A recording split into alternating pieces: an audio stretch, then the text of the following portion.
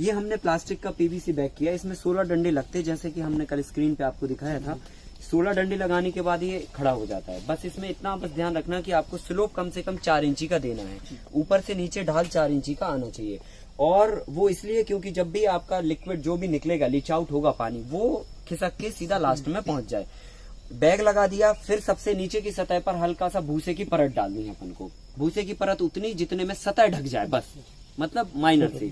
और वो इसलिए क्योंकि जब आप गोबर डालोगे तो लिक्विड निकलेगा तो क्या होगा, आगे भी गोबर है, बाजू में भी गोबर है, तो वो लिक्विड जो है ना खिसक नहीं पाएगा स्लोप देने के बाद भी। तो नीचे की परत पर अगर भूसा रहेगा तो तिनकों के माध्यम से सीपेज हो के आराम से वो लास्ट में आ जाएगा। तो भूसा डालना बहुत जरूरी है एक बात। फिर उसके बाद हमें गोबर भरना है। अब हमें एक चीज और एडिशनल करनी है जो हमने कल आपको नहीं बताई है। गोबर जब हम डालेंगे तो गोबर के साथ में हमें रॉक फास्फेट पाउडर इसमें एड ऑन करके साथ में डालते जाना है 75-25 के रेशो से। मतलब 75% हमारा गोबर और 25% रॉक फास्फेट। रॉक फास्फेट वो मिनरल्स है जिससे डीएपी, एसएसपी, एनपीके फर्टिलाइजर बनते हैं। रॉक फास्फेट की हिस्ट्री अगर आपको हम बता दें थोड़ा सा, कंट्री में 3 माइंस हैं रॉक फास्फेट की भारत में। एक उदयपुर राजस्थान, लार्जेस्ट इंडिया की सबसे बड़ी माइन, 6 लाख मेट्रिक टन पैदा होता है वहां से। सेकंड सागर मध्य प्रदेश में हीरापुर में माइंस है जिसमें 4 लाख मेट्रिक टन पैदा होता है साल भर में। एक दिनाजपुर वेस्ट बंगाल में है जिसमें 2 लाख मेट्रिक टन पैदा होता है साल भर में। कुल मिला के, और एक माइंस और है मेघनगर एमपी में, सब मिला के 14 लाख मेट्रिक टन हमारे भारत का रॉक फास्फेट का उत्पादन है। और हमें जो डीएपी, एसएसपी या एनपीके फर्टिलाइजर के रूप में जो चाहिए पड़ता हमारी रिक्वायरमेंट है इंडिया की, वो 36 लाख मेट्रिक टन की है। तो 14 लाख मेट्रिक टन हमारे भारत से होता है, बाकी इजिप्ट और जॉर्डन से रॉक फास्फेट इंपोर्टेड किया जाता है। ये रॉक फास्फेट की हिस्ट्री। अब रॉक फास्फेट एक मिनरल्स है, जैसे कोयला एक मिनरल्स है, सल्फर एक मिनरल्स है। हम इसे खदान से निकालते हैं, माइनिंग करते हैं, फिर उसको हम ग्राइंड करते हैं, पाउडर करते हैं, मैश करते हैं, और मैश करने के बाद फिर हम इसमें एड ऑन करते हैं। तो जो डीएपी बनने का प्रोसेस है, तो रॉक फास्फेट हमने लिया, उसी से डीएपी बन रहा, और उसी से हम फिर ये डीएपी का विकल्प बना देते हैं जैविक में। अब होता क्या है, जब हम डीएपी बनाते हैं तो उसमें सल्फ्यूरिक एसिड ऐड करते हैं और प्लांट से उसकी गोली बना देते हैं, मतलब मशीन से गोली बना देते हैं और सल्फ्यूरिक एसिड ऐड करके आगे निकाल देते हैं।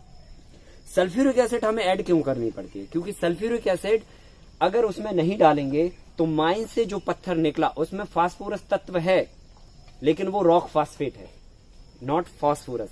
और प्लांट को चाहिए क्या? फास्फोरस तत्व चाहिए, ना कि रॉक फास्फेट चाहिए। हम देते हैं रॉक फास्फेट के रूप में, पर प्लांट को चाहिए फास्फोरस तत्व के रूप में। तो तत्व उसमें अवेलेबल रहता है। अब वो तत्व रिलीज कैसे होगा?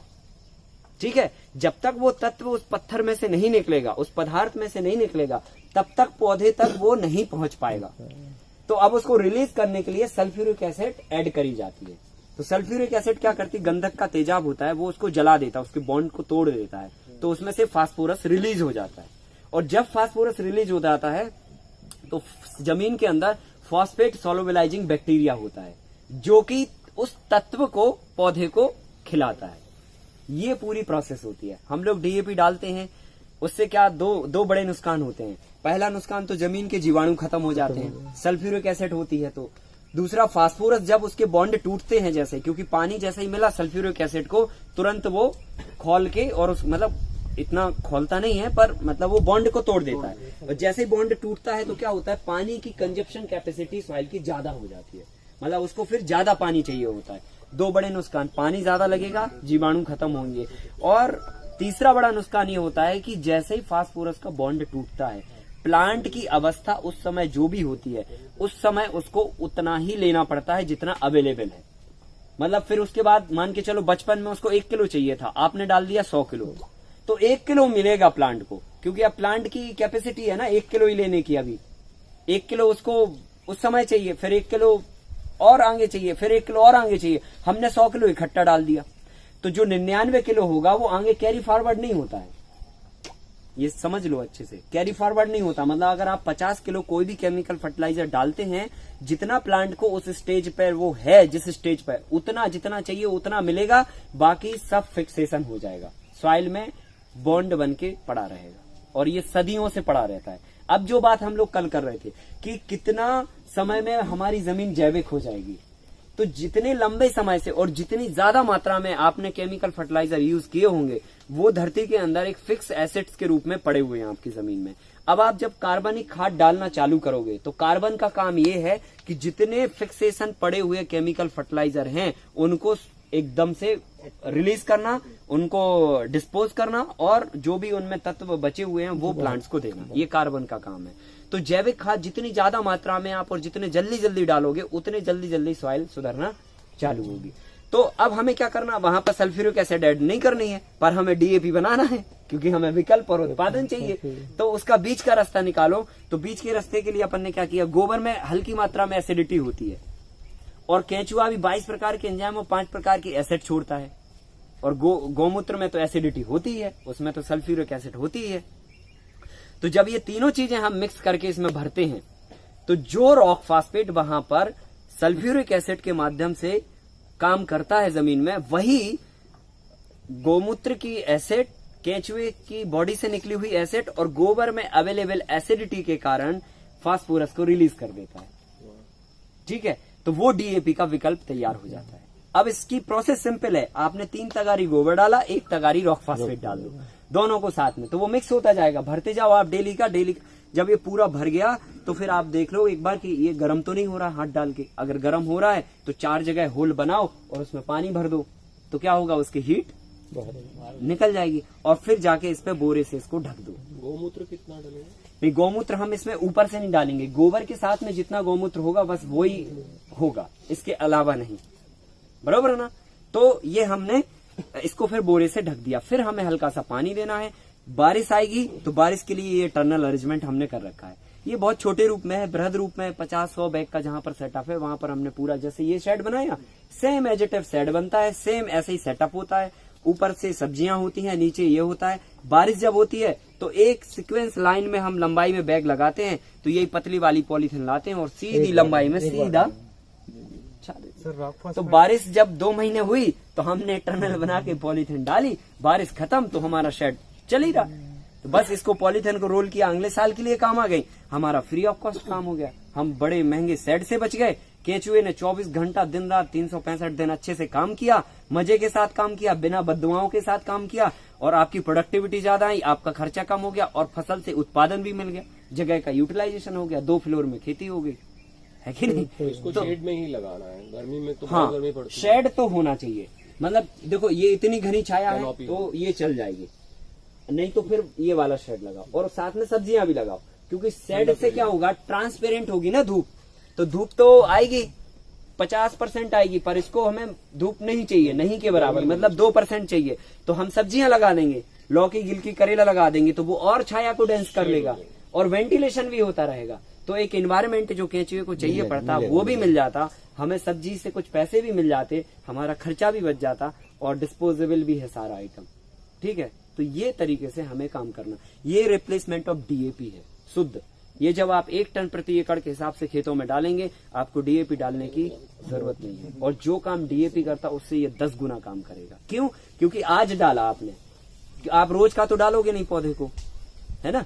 जैसे हम लोग तो रोज खाना खाते हैं, रोज बनाते हैं, पर पौधों के लिए तो हम 1 बार दे देते हैं, या हम मान के चलो 3-4 बार दे देते हैं पूरे उसकी जिंदगी में। तो आपने 1 बार दिया तो इसमें क्या प्रोसेस होगी कि जितना प्लांट को आज चाहिए उतना आज ले लेगा, जितना कल चाहिए उतना कल ले लेगा, जितना परसों चाहिए उतना परसों ले लेगा। केमिकल में ऐसा नहीं होता, आपने डाला, जमीन के जीवाणुओं को भी मारेगा और जितना आज चाहिए उतना ही ले लो जितना आज चाहिए, क्योंकि बॉन्ड टूटे हुए हैं अभी। और जैसे ही उसकी वो खत्म तो बस वो फिक्स एसेट्स के रूप में जमा हो गया सॉइल में। ये चक्कर है, इसमें कई गुना फायदा होता है। आप लंबे समय तक इसका प्लांट को उपयोग दिला सकते हैं।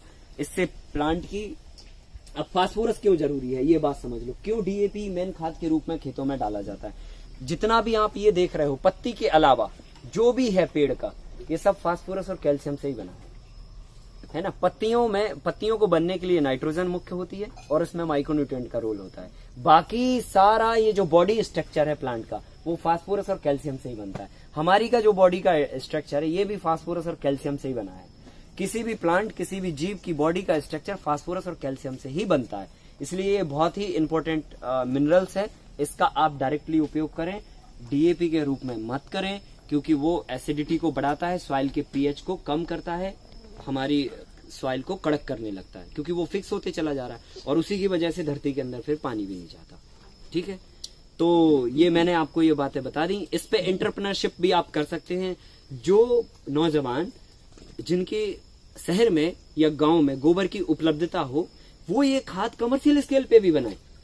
इसको गवर्नमेंट ने अब एफपीओ में भी ले लिया, फर्टिलाइजर कंट्रोल ऑर्डर में, पर वो ये प्रोसेस नहीं होती है, वो अलग प्रोसेस होती है। ये उससे ज्यादा इंप्रूवमेंट वाली प्रोसेस है जो हम ये बता रहे हैं। इससे लेटेस्ट कुछ भी नहीं है। मतलब इससे जो खाद बनेगी इसका तोड़ दुनिया में नहीं है, हिंदुस्तान में नहीं, दुनिया में नहीं है।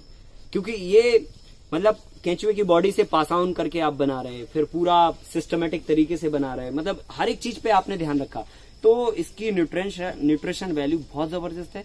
ये 1 टन प्रति एकड़ के हिसाब से आप उपयोग करते हो तो आपके खेतों में खुशहाली आती है। सेल्फ लाइफ कितनी हो सर इसकी? अगर सेल्फ लाइफ कम से कम 6 मंथ आप रख सकते हैं। इंटरप्रेट पैकिंग हाँ, करके रखें 6 मंथ रख सकते हैं। और इसमें एक खास बात ध्यान रखना है कि जब ये मैन्योरिंग आप निकालें इसमें से, तो डायरेक्टली यूज ना करें खेतों में, क्योंकि डायरेक्टली यूज करेंगे तो एसिडिटी उसमें ज्यादा होगी, क्योंकि केंचुए ने जो अपनी बॉडी से एसिड छोड़ी है वो उसके साथ में होगी, तो वो एक्टिव रहती है एसिड। तो उसको 1 महीने तक आप स्टे करें, स्टे करने के बाद फिर आप नेक्स्ट यूज करें। फिर जब भी आपको यूज करना कर 1 महीने तक आपको स्टॉक करके रखना है। सर एक क्वेश्चन और, हाँ, स्टॉक आपको छाया में ही रखना है, हमेशा ध्यान रखें। मतलब चाहे बोरी में स्टॉक करके रख सकते हैं, कोशिश करें प्लास्टिक की बोरी में ना रखें। इकट्ठा ढेर लगा के आप छायादार स्थान पे इकट्ठा ढेर लगा दो और उसके ऊपर बोरे से उसको ढक दो, और फिर जब यूज करना तो कर लो, और अगर बिक्री करना है तो तुरंत भर के आप बेच दो। पर स्टॉक करो ढेर लगा के, हिप बना के। ठीक है, हाँ।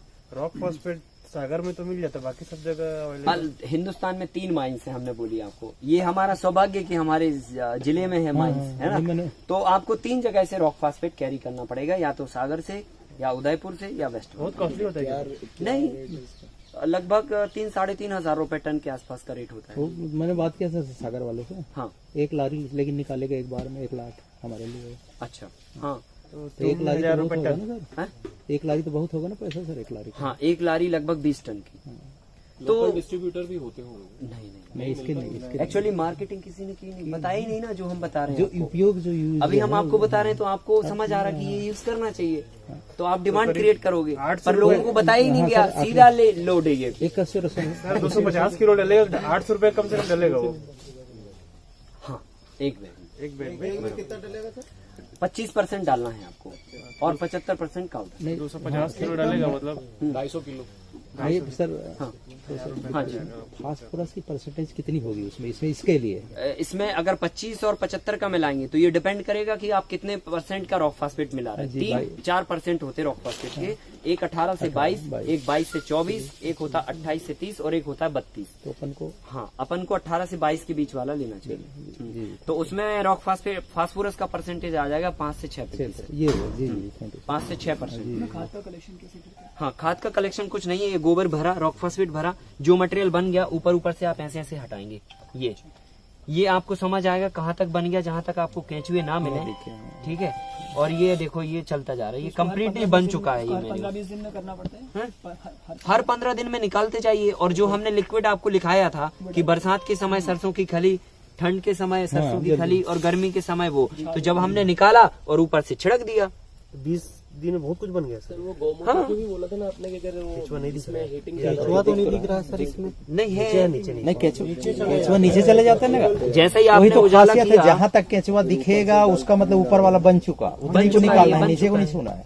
ये बन चुका है। हाँ, ऊपर जो केचुआ दिखा मतलब नीचे छोड़ना है, ऊपर को ये थोड़ा बाहर दिख रहा है सर। केंचुए को निकालने के लिए कुछ नहीं है, सीधा तकनीक है कि आप ये ऐसे डाल दो, फिर उसके बाद जो है इसको थोड़ी देर उजाला लगने दो, ये नीचे जाएंगे, ऊपर का मटेरियल हटा लो, फिर आप ऐसा करो और जिस स्पेस में केंचुए होंगे उनको निकाल के और फिर इकट्ठा रखते जाओ। फिर जो है ना थोड़ी देर में ये केंचुए नीचे चले जाएंगे, ऊपर का गोबर हटा दो, फिर नीचे के केंचुए उठा लो। ये तरीका होता है। और नहीं तो क्या करो, सरसों की खली का वही पेस्ट जैसे हमने बताया था 20 लीटर पानी में सरसों की खली भिगा के और इस पे छिड़क दो। तो क्या करो कि 20 लीटर पानी में 2 किलो सरसों की खली मिला लो और उसमें बोरे भिगा दो, और उन बोरों को रात को ढक दो, और सुबह उजाला होने के पहले बोरे को पलट लो, सारे केंचुए बोरे में मिलेंगे आपको। ठीक है, तो ये तरीका भी होता है।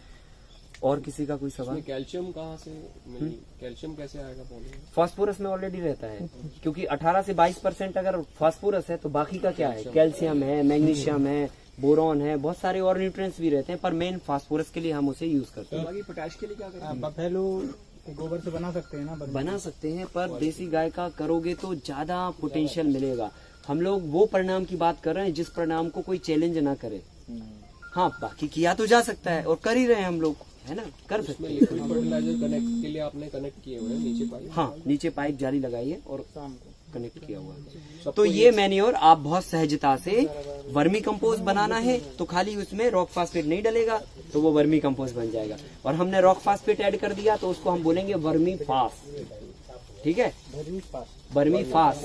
फास वर्मी मतलब केचुए से बना और फास मतलब फास्फोरस है, इसलिए उसको नाम दे दिया वर्मी फास। ठीक है। और एक बात है, हाँ, जैसे इसका आपने कहा कि बन जाएगी तो जी। इसको स्टॉक नहीं कर सकते, पैकेट्स में नहीं करना है। अगर बनी बाहर पेड़ों में पड़ी हुई तब तो वो नहीं, गलत। हमने ये बोला था कि जैसे ये बन गया, आज हमने निकाला तो इसको तुरंत आपको यूज नहीं करना, आपको 1 महीने स्टे करने के बाद यूज करना। अब स्टे करने के 2 तरीके हैं, एक तो आप बोरी में भरें और एक आप ढेर लगा के रखें। कोशिश करें कि ढेर लगा के ही रखें तो अच्छा है, बोरी में ना रखें तो अच्छा है, क्योंकि इसमें जो अंडे और केंचुए रहेंगे, अगर ऑक्सीजन नहीं मिलेगी तो बेचारे मर जाएंगे। ढेर लगेगा तो वहां मल्टीप्लाई भी होते रहेंगे और अपने सुखी रहेंगे वो। जब आपको खेत में डालना तो डल जाएंगे, ऐसी बात। हाँ। अगर सेल पर्पज से अगर करना हो तो भी ढेर लगा के रखो, 1 महीना जब करना है वो भी ढेर लगा के रखो। जब किसी ने बोला भाई साहब 2 कुंटल चाहिए, भैया 1 घंटे में कर रहा है, छन्ना लगाया, छान के पैक करके दे दिया तत्काल में। नहीं तो इसमें होता क्या है, आपने मान के चलो पैक करके रख दिया तो अभी मॉइस्चर था इसमें 25%, और जब आपने उसको दिया तब हो गया वो 20%। तो बोरी थी अभी 25 किलो और बाद में पहुंची 20 किलो, फिर वो घिचपिच चालू।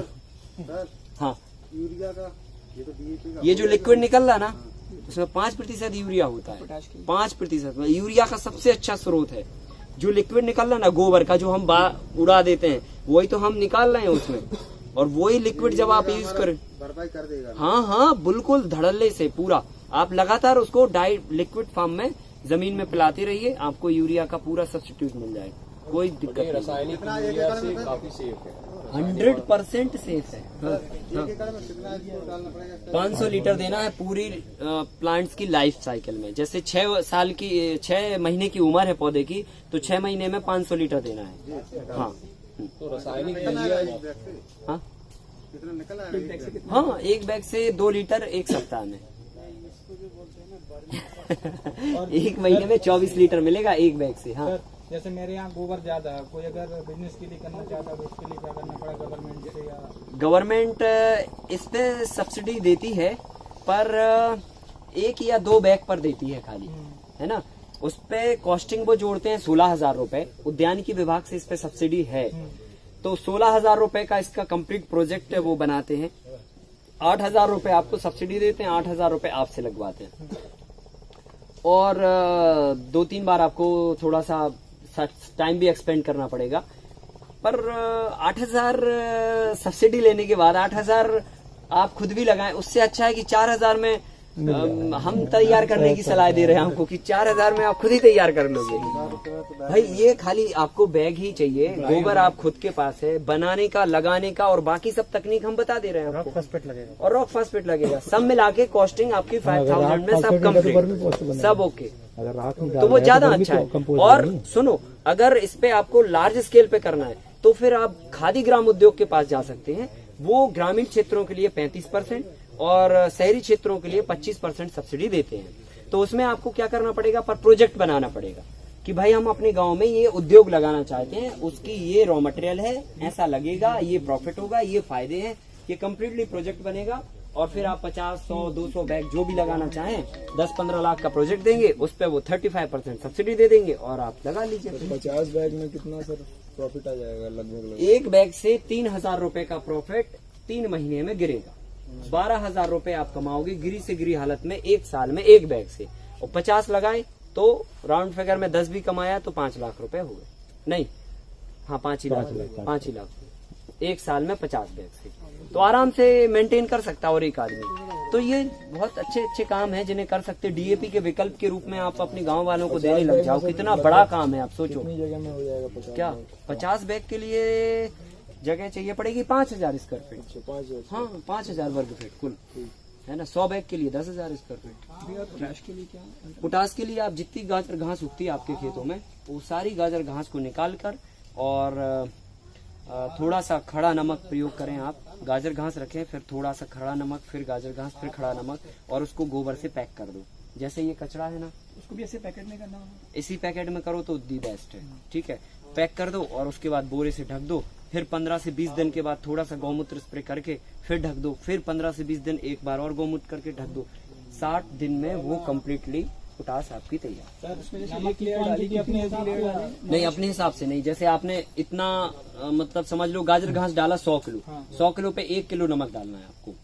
गाजर यहाँ चलेगा किलो। और उसको एक एकड़ में कितना डालना सर? लगभग 200 किलो तो होना चाहिए एक एकड़ में। हाँ। मतलब एक वो पोटास का सबसे अच्छा स्रोत है। गाजर घास का यूज मिल जाएगा? यूज मिल जाएगा सबसे लगभग मेरे ख्याल से 2 बैग का 1 एकड़ में लगेगा ये वाला ना। 1 बैग का 1 एकड़ के लिए साल भाई आप साल में 2 फसलें लगाए, 700 किलो 3 महीने में मिला, तो साल भर में कितनी राउंड हुए? 4 राउंड हुए। तो 7 के 28, फिर भी हम 8 कुंटल घटा देते हैं। 2000 किलो तो मिलेगा 20 कुंटल, तो 2 बार फसल लगाई तो 10-10 कुंटल 2 बार के लिए। साल भर में 1 बैग 1 एकड़ के लिए सफिशिएंट, और 1 गाय पर्याप्त। ऐसा है। ठीक है, और कोई सवाल? भैया ये वाला पर एक बार थोड़ा सा फोकस कर देंगे ना। वो एक ही चीज है, हमने उसमें कचरा जो भी है फार्म वेस्ट है आपका, वो सारा फार्म वेस्ट इकट्ठा भरते गए। ऑर्गेनिक वेस्ट, हाँ जो भी है, बायो लकड़ियों का छिलका निकला, बायो को जो भी निकला वो सब भरते गए आप। अगर किचन का कुक निकल रहा है तो? सब कुछ भर सकते हैं। बस उसमें शायद ऑयल वाला मटेरियल नहीं होना चाहिए जो। नहीं, ऑयल भी आप अगर थोड़ा बहुत हो तो चलेगा, पर अगर आप डालते हैं तो ये मैंने आपको बोला कि ये डालने के बाद तुरंत आपको इसमें केचुआ नहीं छोड़ना। हाँ, जब ठीक तक है, वो सड़ता है। हाँ जब ये सेमी कंपोज हो जाए तब फिर आप अर्थवम छोड़ सकते हैं। वो भी गोबर के साथ मिला के छोड़ें तो अच्छा है, नहीं तो फिर वो केचुए मर जाएंगे। क्योंकि इसमें एसिडिटी जब क्रिएट होगी, आप घर का खाना भी डालोगे उसमें एसिडिटी होगी या जो भी होगा, तो उससे केचुए डैमेज होंगे। तो हमें डायरेक्टली नहीं छोड़ना, थोड़ा सा अधपचा हो जाए, जैसे वो ब्लैक टाइप का हो गया, फिर अर्थवम छोड़ दिए तो वो फिर खा के और अच्छा ग्रुप में जोड़ने लगे। क्लियर ना। हम लोग चलें अब दूसरे। अब यहाँ पे ये नर्सरी वाला पार्ट है, और ये इसमें हमने हाथ से अरहर और उड़द लगाई हुई है। इस खेत में 200 ग्राम उड़द लगाई है केवल।